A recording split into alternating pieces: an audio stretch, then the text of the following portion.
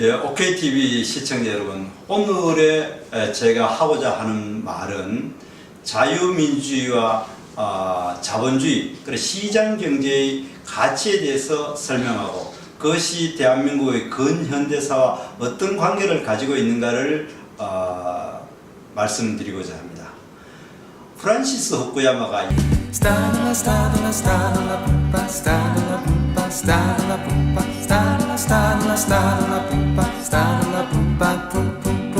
역사의 종말이라는 책 속에서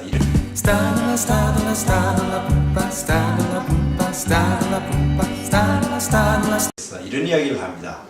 인류 역사에는 수많은 정치 체제가 있어 왔다. 그러니까 군주제, 공산주의 사회, 자본주의 사회, 그리고 또 권위주의 체제, 신정 체제, 이런 수많은 체제가 있었지만은 역사가 발전하는 최종 단계는 자본주의를 바탕으로 하는 자유민주주의 체제로 수렴되어 간다, 그런 이야기를 합니다.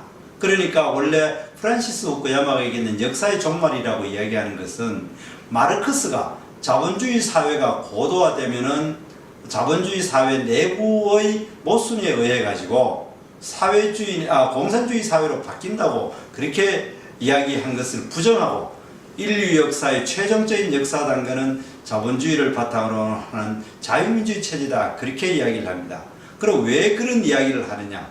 인간이 자유가 주어진다고 하면 개인의 창의성이 존중되고 다양한 의견이 나타나고 그들 간의 다양한 의견이 상호 치열한 경쟁을 통해서 인간이 더 잘 살 수 있다라는 겁니다. 그래서 이거를 유발 하라리는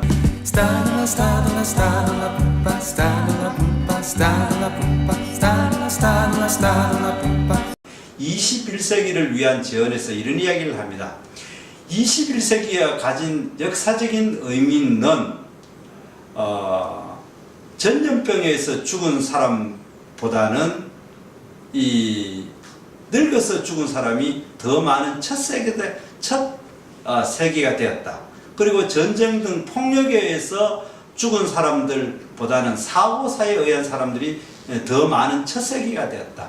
그리고 또 배가 고파 죽은 기아에 의해서 죽은 사람보다는 비만으로 의해 죽은 사람이 더 많다. 그러니까 인류가 이제까지 가지고 있던 수많은 전쟁이나 전염병이나 또 기아라고 하는 것을 해방시킨 것은 인간이 자유가 주어졌기 때문에 그 자유를 바탕으로 다원적인 경쟁을 통해서, 그리고 그것이 경제적인 성과와 물질적인 풍요에서 수많은 종교적인 갈등, 정치적인 갈등, 사회적 갈등이 많이 해소되었다는 것을 의미하는 겁니다. 그런 의미에서 자본주의를 바탕으로 하는 자유주의 가치를 이들이 이야기를 했는 겁니다. 그런 의미에서 본다면은 우리 자유대한민국은 일제 1945년 해방 이후에 1948년에 이승만 대통령을 주도해서 자유민주주의 체제로 정부가 출범하였고 그것이 건국이 되었다는 것에 엄청난 역사적인 의의를 가지고 있습니다.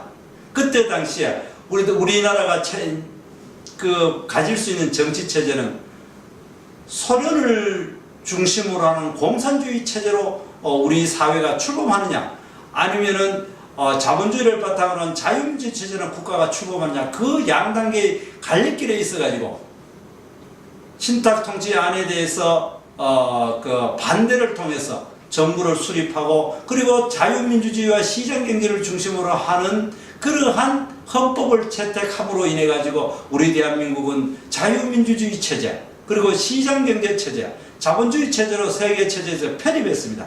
그런데 거기에 대비해서 북한은 공산주의 체제, 소련을 비롯하는 권위주의 체제로 정권이 출범했습니다. 그것이 지금으로부터 약 70년이 흐를 때에 명백하게 그 승패는 이미 결정되었다고 할 수 있습니다. 우리 자유 대한민국은 이제 전 세계에서 10대 경제 강국이 되었고, 충분히 국민들이 먹고 사는 문제가 해결되었고, 원조받는 나라에서 원조를 주는 나라까지 우리가 성장했습니다. 그러나 북한은 70년 동안 1인 독재에서 1인 독재, 세습 독재를 통해서 세계에서 가장 가난한 나라가 되었고, 아직도 이 21세기에서 기아에 허덕이는 그런 나라로 만들었습니다. 그런 의미에서 우리 대한민국의 그 건국은 우리 자유대한민국의 일대 사건입니다. 그리고 다시 두 번째 사건은 이승만 대통령의 탁월한 리더십에 의해 가지고 김일성 집단에 의해 가지고 6.25 전쟁이라는 전대미문의 대재앙을 제대로 극복했다는 점입니다. 그러니까 6.25 전쟁을 통해서 온 나라가 거의 초토화되는 상태에도 유엔군을 도움을 받아서 우리가 다시 대한민국을 자유대한민국의 가치와 헌법을 지킬 수 있고, 그래도 남쪽인 부분이 자유민주주의 체제가 유지될 수 있었습니다. 그리고 그 휴전의 대가로 한미동맹이라는 것을 받아들임으로 인해 가지고 우리나라가 그 위에 안보에 대한 큰 걱정 없이 경제성장에 전념할 수 있었던 그런 여지를 만들었다는 것입니다.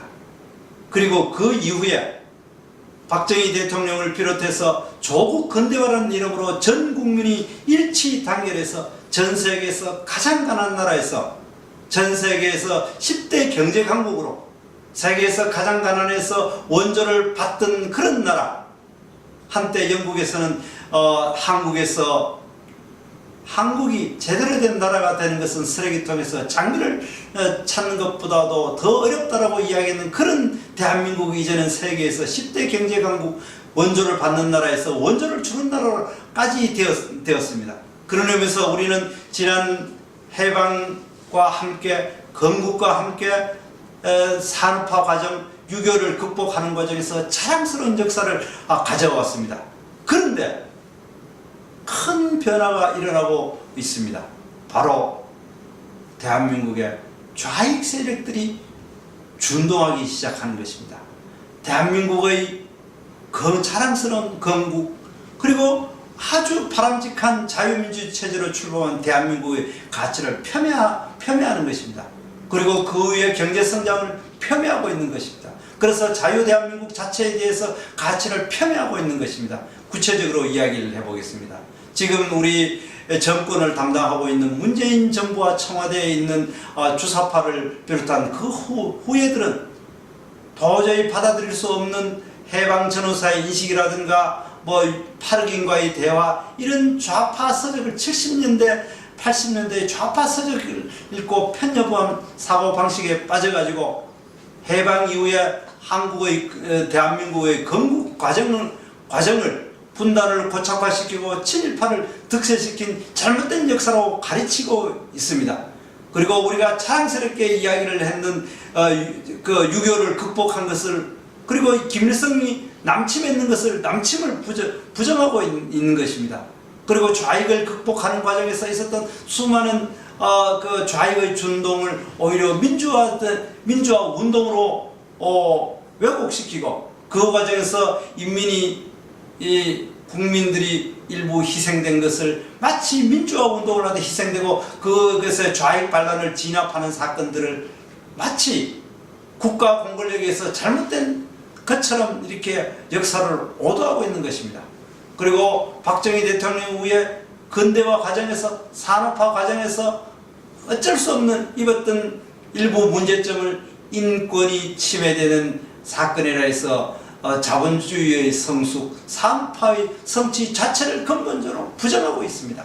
그리고 그들이 단순히 대한민국의 건국과 6.25의 극복과 산업화의 자랑스러운 역사를 부정하는 것이 아니라 200만 명의 국민을 희생시킨 6.25 전쟁을 일으키고 3대 독재 세습 체제를 통해서 수분한 북한 국민들을 굶겨 죽인 김일성, 김정은 집단을 찬양하고 어떻게든 도와주려고 하고 오히려 대한민국의 역사를 부정하고 있는 이런 현실에 대해서 저희들은 이 순간에서 다시 한번 자유주의와 자본주의의 가치를 우리가 새겨야 될 것입니다.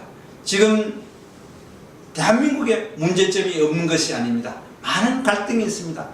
빈부의 갈등, 세대 간 갈등, 그리고 지역 간의 갈등, 많은 갈등이 있습니다. 그리고 동맹체제 자체에 대해서 보는 시각에 따른 갈등이 있습니다. 그러나 이런 갈등을 극복하는 방법이 결코 좌익이 제시하는 방법과 같이 대한민국의 자랑스러운 역사를 부정하고 대한민국의 건국을 폄훼하는 방법으로 해결해서는 되지 않는다고 생각합니다. 더 큰 발전, 더 큰 성취를 통해서 그것이 극복되어야 된다고 합니다. 그것이 바로 프란시스 후쿠야마가 얘기하는 자유민주주의 체제가 궁극적으로 역사 발전의 그 최종 단계다. 그리고 또 자유가 있음으로 인해 가지고 인류 역사가 비로소 전염병이 극복되고 전쟁을 포함한 폭력이 극복되고 그리고 또 기아가 극복되었다라고 인류학자들이 이야기하고 있습니다. 대한민국이 이제까지 그런 길을 가고 있습니다. 앞으로 그런 길을 가야 된다고 합니다. 그리고 우리 사회가 가지고 있는 많은 문제점도 그런 자유주의와 자본주의의 근간 하에서 하나하나 차근차근 해결해야 됩니다. 대한민국의 가치를 부정하고 자유민주주의의 가치를 부정하고 자본주의의 가치를 부정하는 방법으로 대한민국의 발전이 있을 수 없다는 것을 오늘 이 OKTV 첫 회에서 제가 이야기하는 부분입니다. 고맙습니다.